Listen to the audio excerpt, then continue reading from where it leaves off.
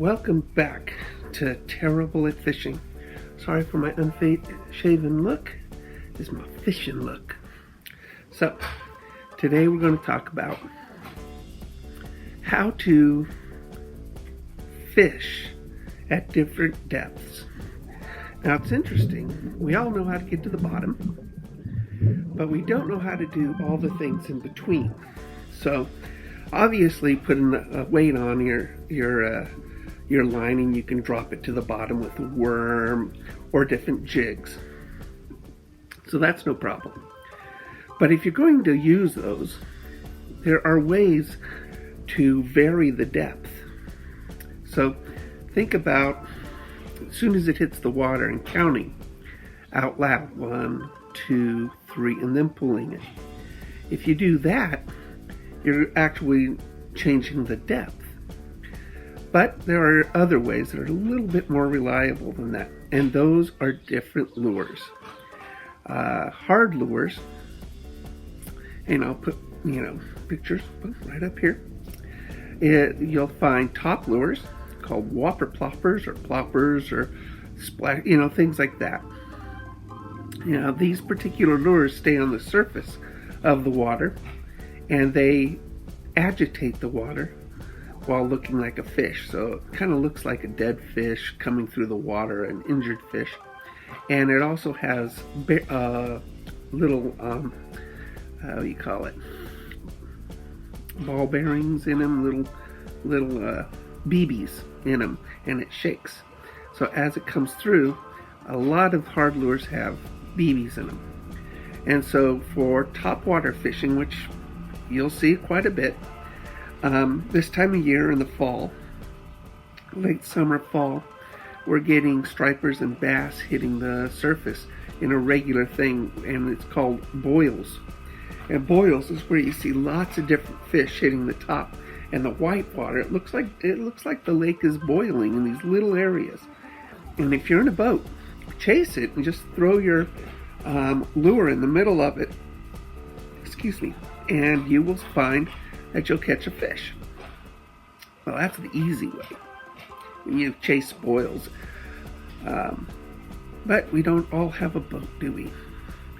So sometimes we're on a pier, fishing dock or something like that, or on the bank, or on a dam, which, you could do. So topwaters are easy, bottom is easy, but let's say you want to go down, 3 feet, 10 feet, or 20 feet, and you want to do it reliably.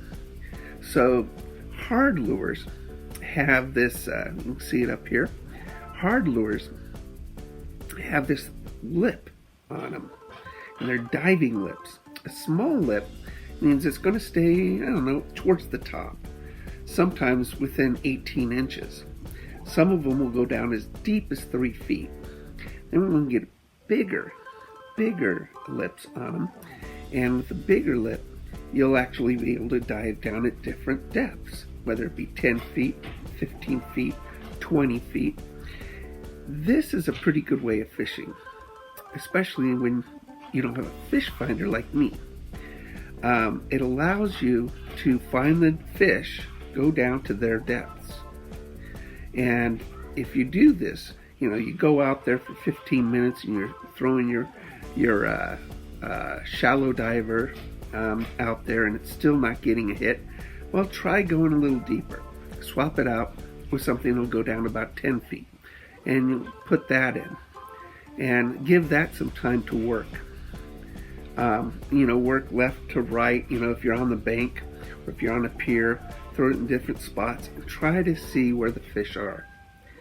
Then if that's not working, you've got a deep area, then drop down to 20 feet or deeper. And these particular baits will come down deep, and you got to give them some spread. So you're going to have to cast them way out, but fortunately they're pretty heavy.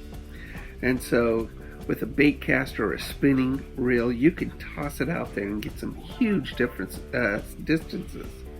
And when you pull it in, that will actually start a dive to you and actually level out.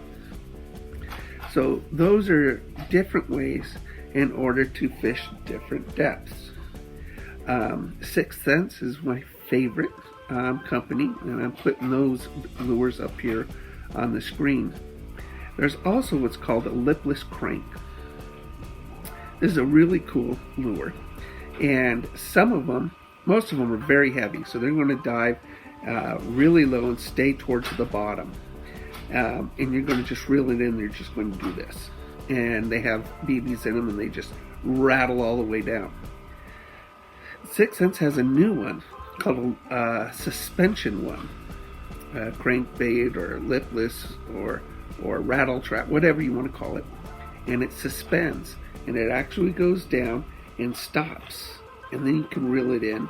And the neat thing about that is that you can give it some really cool jerks and pulls that allows it to look back and come back and look like a fish in the water, and that's called a lipless crank or crankbait suspended one. And they just came out with that. They're coming out with some really neat stuff that they've invented. But again, just sort of recap, you know how to get to the bottom. And in another video, I'm going to show you different ways to fish the bottom of the lake. But in this one, you've got top lures, you've got shallow diving lures, you've got medium diving lures, and you've got deep diving lures.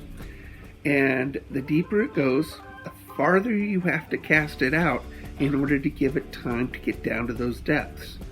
So when you first throw it out there, it's not going to be at that depth right away, the deep divers. It's going to take some time for it to get down to the bottom. So doing this, it allows you to go to where the fish are. And that is really the trick of it, isn't it? So if you're in an area like a dam or a fishing pier or something like that, go ahead and try this. If you're on a bank, you can try some shallow divers unless the bank drops way off. And if it does that, there's probably something down there. And you're going to do shallow divers or medium divers along with some top ones in order to find something in between the bottom and the top of the lake. So in another video, we're going to talk about how to fish the bottom of a lake with different types of jigs and worms and different setups, different hooks. That's real important to actually choose the right hook for different setups, and then where to put the weight on them. So there are all sorts of terms you're going to hear: Texas rig, the Carolina rig, drop shot, things like that. They are all very good, but you really don't know unless you know what they're talking, your experience, know what they're talking about. So in my next video, we're going to talk about those different rigs and how to work them in the water. So thank you for tuning in at Terrible at Fishing, and join me next time as we talk about bottom fishing. So thank you very much.